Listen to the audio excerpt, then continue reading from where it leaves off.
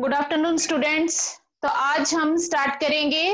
कल हमने डिस्कस किया था the basic levels of ecology. Basic level में हमने क्या क्या पढ़ा था? ऑर्गेनिज्म क्या है या इंडिविजुअल क्या है, पॉपुलेशन क्या होती है, बायोटिक कम्युनिटी क्या होती है, इकोसिस्टम क्या है, बायोम क्या है और बायोस्फीयर क्या है। जो हम यूनिट स्टार्ट कर रहे थे, यूनिट कौन सी है? सभी बच्चे वीडियो ऑन रखेंगे, सभी बच्चे। और बाद में कोई भी पूछेगा नहीं, बाद में क्वेश्चन करेगा हमें क्यों रिमूव किया गया। सभी बच्चे ध्यान से सुन ले, बहुत कंसंट्रेशन से आपने सुनना है। मैं बार बार कहती हूँ इस चैप्टर को ध्यान से सुने सभी बच्चे, फिर बाद में आपको ज्यादा डाउट्स आएंगे। सभी वीडियो ऑन रखेंगे। तो कल हमने स्टार्ट किया था जो हमारी लास्ट यूनिट है इकोलॉजी। आपको बताया था इकोलॉजी बेसिकली क्या होती है। It is the branch of science which deals with the relationship between the organism and to their environment. organisms जो है किस तरह से एक साथ इंटरेक्ट करते हैं और साथ में ही उनके ऊपर उनका एनवायरमेंट क्या इफेक्ट डालता है, वो एनवायरमेंट के ऊपर क्या इफेक्ट डालते हैं, तो that is known as ecology. एक सिंपल सा एग्जांपल आपको देती हूँ कि जैसे मैंने आपको रैबिट का बताया था कि जो रैबिट है एक इंडिविजुअल है, तो वो वहां पे रहने वाले जो उसके प्रीडेटर हैं, मान लो कि वहां पे वॉल्स हैं या कोई और है जो उसका प्रीडेटर है वहां पे, तो उसकी और उसकी एक इंटरेक्शन है जिसमें वो कोशिश उसकी रहती है कि उसे बच के रहे। कुछ ऐसे एरियाज में वो रहता है जहां पे वो वेल प्रोटेक्टेड रहे। और प्रे जो उसका प्रेडेटर होता है वो उसकी कोशिश ये रहती है, वो इस तरह से इवॉल्व होता है कि वो बहुत ही इजीली जो है उसको किल कर सके, या जो हम कहते हैं जो प्रिडेशन होता है, प्रिडेशन किस तरह से कर पाए, उसमें उसके अकॉर्डिंग कैरेक्टर डेवलप होते हैं। तो इनकी डेली बेसिस पे इंटरेक्शन होती है, चाहे वो नेगेटिव हो या किसी और ऑर्गेनिज्म की पॉजिटिव इंटरेक्शन भी होती है। लेकिन क्या रैबिट एनवायरनमेंट के साथ भी इंटरेक्ट करता है? बिल्कुल करता है, क्योंकि आपको पता है कि क्या करता है, रूट्स को निकालने के लिए क्या करता है, उसमें सोयल में जो है पूरे उसको डिग करता है और उसमें से रूट्स को निकालता है। जब वो इस प्रोसेस में क्या होता है, जो सोयल होती है वो फर्टाइल सोयल ऊपर आती रहती है, तो वहां के एनवायरनमेंट को वो अफेक्ट कर रहा है। उसका जो फीकल मैटर है वो सोयल के साथ मिक्सअप हो रहा है, वो उसकी फर्टिलिटी को बढ़ा रहा है। तो इस वे में क्या है, उस पूरे एनवायरनमेंट के साथ भी इंटरेक्ट कर रहा है, साथ में ही वो और बहुत सारे ऑर्गेनिज्म है जिनके साथ वो इंटरेक्ट करता है। जैसे कि हमें पता है रैबिट एक हर्बीवोर है, तो उस एनवायरनमेंट में बहुत सारे हर्बीवोर होंगे जिनमें आपस में कंपटीशन रहता है, कौन सबसे ज्यादा ग्रास जो है वो कंज्यूम करेगा। ब्राउजिंग कहते हैं इसको, ब्राउजिंग ऑफ ग्रास, कौन करेगा, हर्ब्स को ज्यादा ब्राउज कौन करेगा, ये उनके बीच में कंपटीशन है। तो इकोलॉजी कुछ नहीं, बहुत सारे ऑर्गेनिज्म आपस में भी इंटरेक्ट करते हैं और वो अपने एनवायरनमेंट को भी अफेक्ट करते हैं, एनवायरनमेंट उनको अफेक्ट करता है। इस पूरी स्टडी को हम कहते हैं इकोलॉजी। तो इकोलॉजी की जो हायरार्की है, मैंने आपको नोट्स भी सेंड किए थे, अगर किसी बच्चे ने पढ़े होंगे तो उसको पता चलेगा कि जो हायरार्की है उसमें सबसे छोटा लेवल, जो बेसिक लेवल होता है इकोलॉजी का, वो होता है ऑर्गेनिज्म या इंडिविजुअल, जो कि उसकी सबसे छोटी यूनिट होती है। एक ही स्पीशीज के बहुत सारे इंडिविजुअल मिल गए तो हमने उसको कह दिया पॉपुलेशन। और बहुत अलग अलग स्पीशीज के ऑर्गेनिज्म एक जगह पे एक पर्टिकुलर एरिया में प्रेजेंट हैं तो उसको हमने कह दिया कम्युनिटी, बायोटिक कम्युनिटी। और जब उन्हीं के साथ उनके एबायोटिक फैक्टर भी हमने मिला दिए, उनको भी हमने कंसीडर कर लिया, तो उस टोटल को हमने बोल दिया इकोसिस्टम। काफी बड़े बड़े जो इकोसिस्टम है वो मिलके एक बायोम की फॉर्मेशन करते हैं। बायोम क्या होता है, एक बहुत बड़ा एरिया होता है जिसका एक पर्टिकुलर क्लाइमेट होता है। जैसे मैंने आपको बताया था tundra forest, tropical rain forest, deciduous forest, इस तरह से डेजर्ट्स। तो ये सारे के सारे बायोम्स हैं जिनका एक पर्टिकुलर क्लाइमेट होता है। तो ये तो थे जो बेसिक लेवल है इकोलॉजी के। मैंने आपको बताया था इकोलॉजी में जब भी आपको 1 मार्क क्वेश्चन में आए कि इकोलॉजी के 4 बेसिक लेवल कौन से हैं, that is organism, population, community and biome. 4 याद रखने आपने, ये 4 इकोलॉजी के बेसिक लेवल हैं। अब आ जाती है बात, कल हमने लास्ट में डिस्कस किया था कि जो एनवायरनमेंट है वो ऑर्गेनिज्म को बहुत ज्यादा अफेक्ट करता है। तो एनवायरनमेंट के कुछ ऐसे फैक्टर हैं जो डेली बेसिस पे हमें अफेक्ट करते हैं, लाइक हम कहते हैं वेदर या क्लाइमेट। फिर आपको मैंने डिफरेंस बताया था, what is the difference between weather and climate. Weather क्या होता है, जो आपका एटमॉस्फेयर है उसमें डेली में जो भी चेंजेस आते हैं, अब धूप आ गई, फिर उसकी वजह से गर्मी हो गई, फिर शाम को क्लाउड्स आ गए, फिर बाद में रेनिंग हो गई, या टेम्परेचर डाउन आ गया, तो ये सारी छोटी छोटी जो एक एक आवर 1 आवर में भी चेंज हो जाता है, that is known as weather condition. तूफान आने लग गया, तेज हवा चल पड़ी, फिर हवा रुक गई है, तो ये क्या होते हैं, वेदर कंडीशन। और क्लाइमेट किसे कहा जाता है, क्लाइमेट जो है एक लॉन्ग ड्यूरेशन तक का एक वेदर कंडीशन होती है जिसमें चेंज हम नहीं कहते हैं, और ये एक बहुत बड़े जियोग्राफिकल एरिया का होता है, जो हम अराउंड 20 to 25 ईयर्स तक उसको वेदर कंडीशन को देखने के बाद एवरेज जो हम उसका मीन निकालते हैं उसी को हम क्लाइमेट कहते हैं। जैसे कि आपको बता दिया जाता है कि क्लाइमेट किसी जगह का बहुत ज्यादा गर्म है, वहां पे टेम्परेचर इतना ज्यादा रहता है, थ्रू आउट ईयर वहां पे इतना ही टेम्परेचर रहेगा, तो वो क्लाइमेटिक कंडीशन है वहां की। तो ये दोनों टर्म्स जो है वेदर और क्लाइमेट जो है मैं कल आपको क्लियर कर चुकी हूँ। अब बात आ जाती है जो हमने बायोम्स की बात करी, अभी हम बात कर रहे थे बायोम की, एक डेजर्ट है और एक ट्रॉपिकल रेन फॉरेस्ट है। आप अपनी एनसीईआरटी देखेंगे सभी बच्चे, तो वहां पे एक जो है इमेज बनी हुई है जिसमें बहुत सारे बायोम्स दिखा रखे हैं उन्होंने according to precipitation and temperature. दो चीजों में ग्राफ बना रखा, ग्राफिकल रिप्रेजेंटेशन आपकी एनसीईआरटी बुक में है बायोम्स की अलग अलग की। तो वहां पे आप देखेंगे कि प्रेसिपिटेशन मीन रेनिंग और टेम्परेचर इंक्रीज होने के साथ अलग अलग तरह के बायोम्स की फॉर्मेशन होती है। जैसे अब डेजर्ट में कहें, डेजर्ट में रेनिंग बिल्कुल कम, टेम्परेचर बहुत ही ज्यादा। ट्रॉपिकल रेन फॉरेस्ट में टेम्परेचर भी ज्यादा है और रेनिंग भी बहुत ज्यादा है। जो सिंपल ट्रॉपिकल फॉरेस्ट है वहां पे रेनिंग थोड़ी सी कम है, टेम्परेचर एवरेज है। टुंड्रा वाले की बात करें तो वहां पे टेम्परेचर बहुत ही कम है और रेनिंग भी बहुत कम है, स्नोफॉल वगैरह होता है वहां पे। तो ये बायोम्स बनते कैसे हैं, हमने कहा डेजर्ट है, कैसे बना डेजर्ट, या हमने कहा ट्रॉपिकल रेन फॉरेस्ट, उसका क्लाइमेट ऐसा क्यों बना, जो बायोम्स हैं उनके क्लाइमेट अलग अलग क्यों हैं, एक जैसे क्यों नहीं है। तो ये आपको एक छोटी सी मैं इमेज दिखाती हूँ, उससे आपको आइडिया होगा। अगर हम इस तरह से अर्थ को माने तो ये है अर्थ की इक्वेटर और ये है पोल्स। तो जब भी हम, ध्यान रखना है, इक्वेटर से पोल्स की तरफ जाएंगे तो टेम्परेचर कम हो जाता है। वीडियो ऑन रखेंगे सभी बच्चे, मैं बार बार कह रही हूं, जब भी आप इक्वेटर से पोल्स की तरफ जाएंगे तो टेम्परेचर क्या हो जाएगा, कम होगा। यहाँ पे ज्यादा था फिर कम होता गया, पोल्स की तरफ कम होता जाएगा। इन द सेम वे यहां से भी इस तरफ जाएंगे तो टेम्परेचर कम होता जाएगा। ऐसा क्यों है, क्योंकि बेटा जब भी सनलाइट पड़ती है इसके ऊपर, इस सनलाइट की अगर आप डायरेक्शन देखें तो इक्वेटर के ऊपर ये डायरेक्ट पड़ रही है, बिल्कुल स्ट्रेट पड़ रही है। इट मींस जहां पे सनलाइट बिल्कुल स्ट्रेट होगी वहां पे टेम्परेचर आपको बहुत ज्यादा मिलेगा, और टेम्परेचर ज्यादा होने की वजह से वहां पे रेनिंग भी ज्यादा होती है, क्योंकि वहां जितना ज्यादा सनलाइट उतनी ही ज्यादा प्लांट्स की ग्रोथ भी होती है।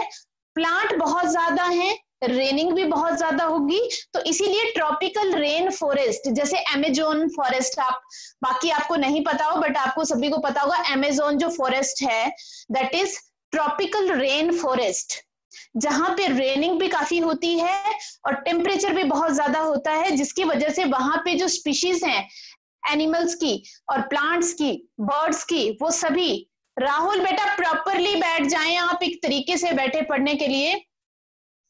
तो क्या है, यहाँ पे आपको बता रही हूं कि ज्यादा सनलाइट, ज्यादा फोटोसिंथेसिस, ज्यादा वेजिटेशन, ज्यादा स्पीशीज। यहाँ पे क्या पड़ रही है, जो है सीधी नहीं पड़ रही है, यहाँ पे तिरछी पड़ रही है। तो इससे क्या होगा, पूरा जो टेम्परेचर का इफेक्ट होगा वो वहां तक नहीं मिलेगा, डायरेक्ट नहीं पड़ रही है यहाँ पे, जिसकी वजह से वहां का टेम्परेचर थोड़ा सा कम होगा। आपने ध्यान रखना है, जहां पे, जिस जगह पे थ्रू आउट ईयर टेम्परेचर एक जैसा रहता है वहां पे सबसे ज्यादा प्लांट्स देखने को मिलते हैं। और जहां पे वेरिएशंस आती हैं कि सर्दियों में बहुत ज्यादा ठंडा, गर्मियों में बहुत ज्यादा गर्म, वहां पे वेजिटेशन सबसे कम मिलेगी। आप डेजर्ट में देखेंगे तो गर्मियों में तो बहुत ही ज्यादा टेम्परेचर चला जाता है और सर्दियों में बहुत ही कम पे आ जाता है। तो ये बहुत बड़ा चेंज है।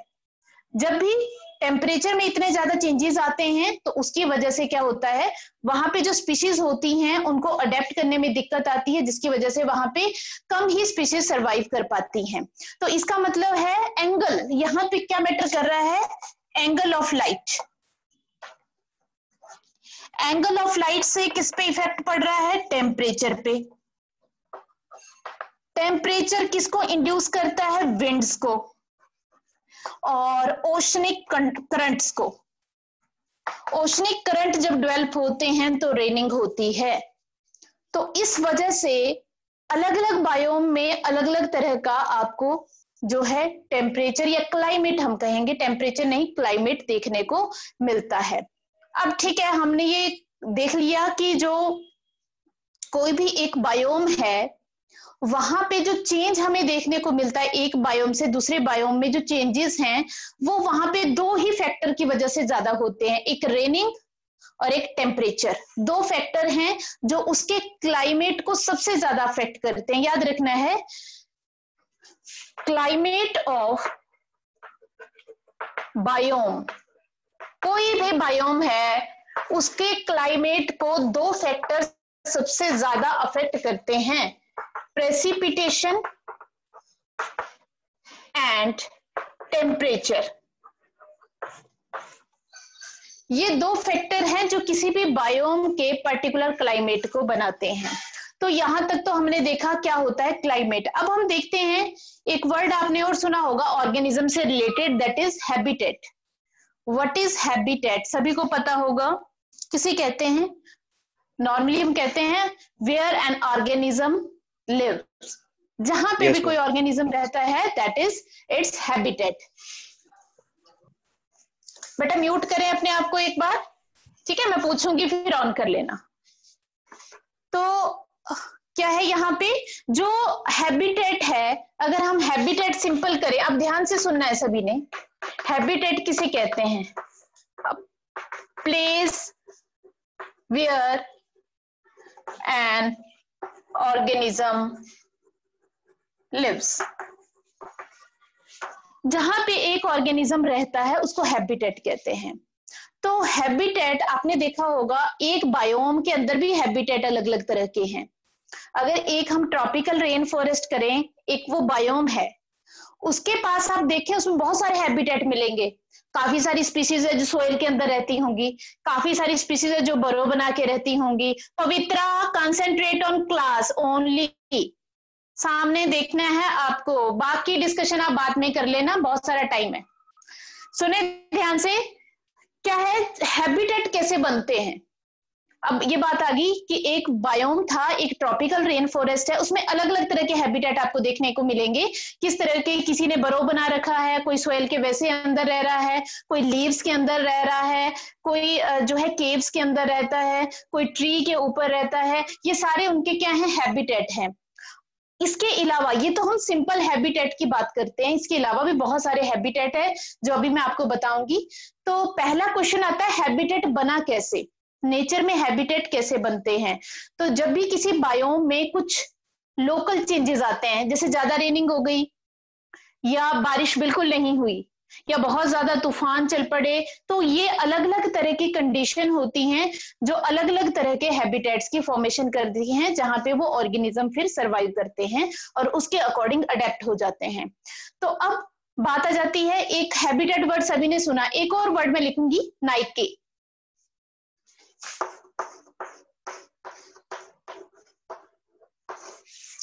व्हाट इज नाइके, नाइके क्या है, कई बार तो हम हैबिटेट और नाइके एक ही वर्ड मानते हैं, लेकिन ये एक वर्ड नहीं है। नाइके और हैबिटेट को डिफरेंशिएट करने के लिए मैं एक लाइन बोलूंगी आपको कि हैबिटेट जहां आप रहते हो, it is your home, and Nike is your profession, आप क्या करते हो। आप घर से बाहर निकल के किन किन लोगों के साथ मिलते हो, कहाँ कहाँ आप जाते हो, कहाँ आप काम करते हो, कौन से लोग आपसे डेली आके मिलते हैं, आप बाहर जाते हो तो आप किस तरह का काम परफॉर्म करते हो। कोई एक फार्मर है तो वो खेत में जाता है, वो प्लोइंग करता है, वो इसका मतलब वहां पे भी रोल प्ले कर रहा है। तो Nike is basically profession which is performed by an organism in his habitat. जैसे मैंने अभी आपको एग्जांपल दिया था रैबिट का, उसी से आपको एक्सप्लेन कर देती हूँ कि हैबिटेट तो उसका क्या है कि वो कहीं पे बरो बना के रहते हैं ये रैबिट्स, लेकिन उसका नाइके क्या है, वो वहां पे रहने वाले बहुत सारे ऑर्गेनिज्म के लिए वो एक प्रे है, फूड का सोर्स है, इसके अलावा वहां की सोयल की फर्टिलिटी को वो इंक्रीज करता है। तो वो अपना रोल प्ले कर रहा है वहां पे। उसके दो रोल हैं, एक तो वहां की सोयल की फर्टिलिटी को इंप्रूव करना, और दूसरा एज ए प्रे किसी के फूड का पर्पस भी वो सोल्व करता है। तो that is it's Nike. Nike जो वो काम कर रहा है वहां पे रह के, वो उसका नाइके है। और हैबिटेट, तो हम कह रहे हैं कि हैबिटेट कैसे बना, जब किसी बायोम में कुछ डेली चेंजेस आ गए, कुछ एक्सट्रीम कंडीशन आई, तो वहां पे हैबिटेट बन जाते हैं। अब आपको जो हैबिटेट पता होंगे वो क्या होते हैं, सभी बच्चों को पता होता है कि किसी ऑर्गेनिज्म का हैबिटेट ट्री के ऊपर रहता है, कोई सोयल के अंदर रहता है, कोई बरो के अंदर रहता है। हम ज्यादातर इस तरह के हैबिटेट्स को जानते हैं, लेकिन बहुत सारे हार्श हैबिटेट भी अर्थ के ऊपर प्रेजेंट है। कौन कौन से हैं? सबसे पहले तो हम जैसे सुटेबल हैबिटेट्स जो है, फेवरेबल हैबिटेट बताती हूँ आपको कौन से होते हैं जो आप जानते हो। फेवरेबल हैबिटेट्स कौन कौन से हैं जो नॉर्मली सभी को पता होते हैं? जैसे एक फॉरेस्ट भी हैबिटेट है, एक माउंटेन भी हैबिटेट है, एक फिश के लिए लेक भी उसका हैबिटेट है, एक फिश के लिए रिवर भी उसका हैबिटेट है। ठीक है, तो ये वाले हैबिटेट्स कौन से होते हैं? पॉन्ड, ये भी एक हैबिटेट है। ये है जो फेवरेबल है, जहां पे नॉर्मली कंडीशन ज्यादा चेंज नहीं आती, सारी चीजें उस ऑर्गेनिज्म को मिलती रहती हैं, उसको कोई एफर्ट नहीं करना पड़ता, सब कुछ रेडीली अवेलेबल है उसके पास। लेकिन कुछ हैबिटेट आपको एग्जाम्पल ऐसे बताए जाएंगे जहां पे उस ऑर्गेनिज्म को जो है उसका सर्वाइवल बहुत मुश्किल होता है, उनको हम कहते हैं harsh habitats.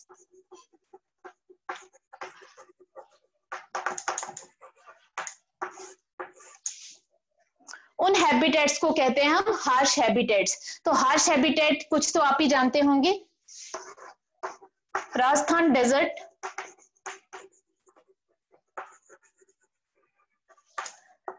Stinking compost pit, gut of cattle, deep ocean trenches,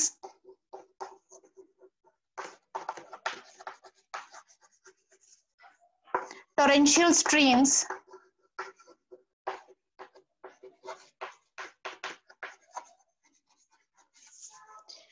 ये बहुत सारे ऐसे हैं, या high mountain tops,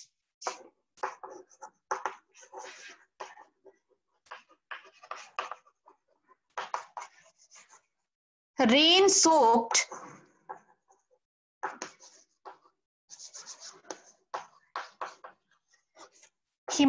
Meghalayan forest,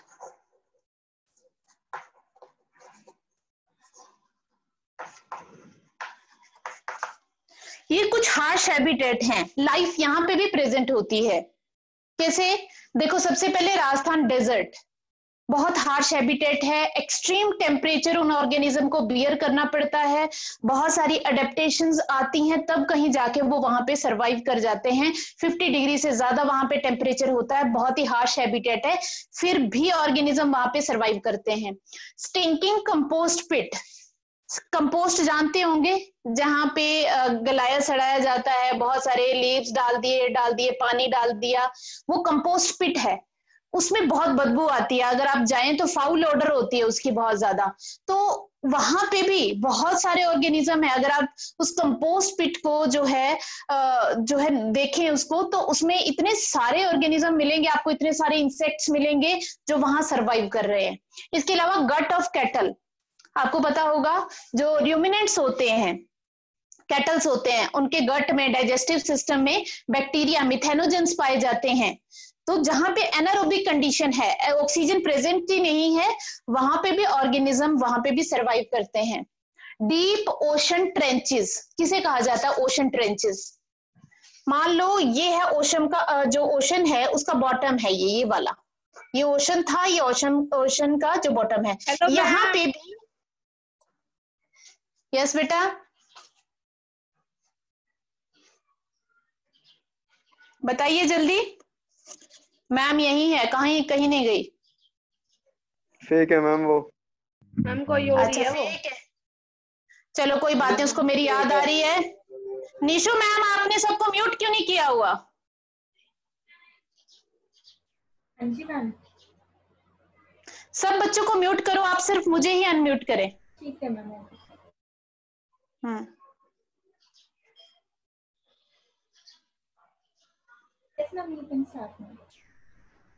okay,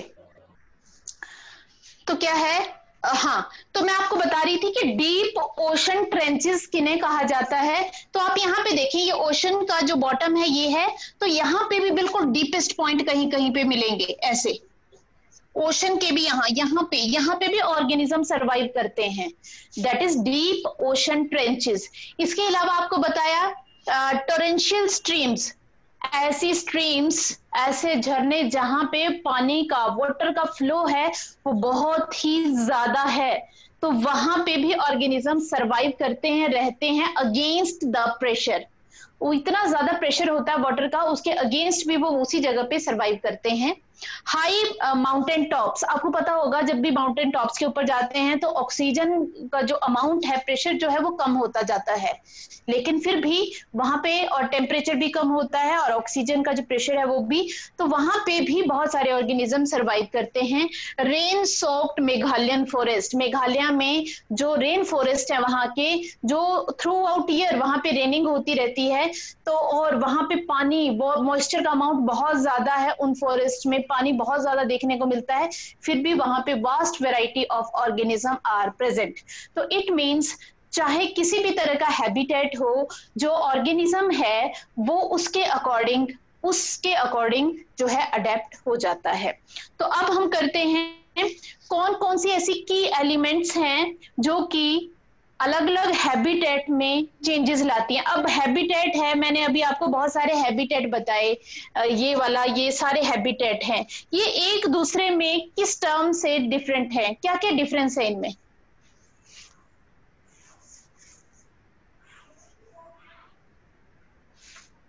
इनको कहते हैं की एलिमेंट्स।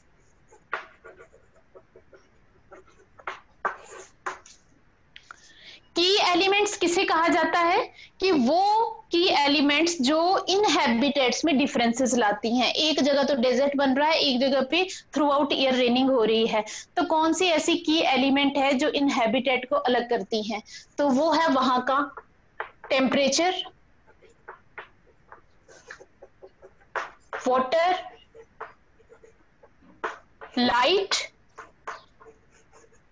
And soil. ये की एलिमेंट्स है जो कि उसके एबायोटिक फैक्टर्स भी हैं। क्वेश्चन आता है 1 मार्क में, what are the key elements that differentiate one habitat from the other, that is temperature, water, light and soil. तो ये 4 ऐसे फैक्टर हैं जो अलग अलग हैबिटेट्स की फॉर्मेशन करते हैं। इसके अलावा और कौन से बायोटिक फैक्टर्स हैं जो एक ऑर्गेनिज्म के हैबिटेट में प्रेजेंट हो सकते हैं? ये तो है ही जो हैबिटेट को डिफरेंट बनाते हैं, कि जैसे हम कहें तो हमारा हैबिटेट है, हम जहां पे रहते हैं, तो वो इन चारों से अफेक्ट होता है। ये तो एबायोटिक है, क्या कोई बायोटिक भी है जो हैबिटेट को अफेक्ट करता है? बायोटिक फैक्टर्स में आ जाते हैं प्रेडेटर्स, कॉम्पिटिटर्स,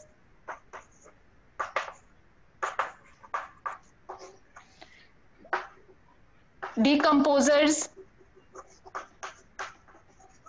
and parasites। ये भी एक ऑर्गेनिज्म का जो हैबिटेट है उसको अफेक्ट करके रखते हैं। तो की एलिमेंट हम ये डिस्कस करेंगे इसके बाद कि ये चारों एक ऑर्गेनिज्म के एनवायरनमेंट को कैसे अफेक्ट कर देते हैं, और फिर हम देखेंगे कि ऑर्गेनिज्म कैसे सरवाइव करेगा। बेटा चाहे कितना भी एनवायरनमेंट ऑर्गेनिज्म को अफेक्ट करे, लेकिन ऑर्गेनिज्म उसके अकॉर्डिंग अडेप्ट होता है बिकॉज ऑफ वेरिएशंस। मैम यहाँ पे मीटिंग एंड कर दे, नेक्स्ट लिंक जनरेट होके फिर मैं एक टॉपिक डिस्कस करूंगी बच्चों के साथ।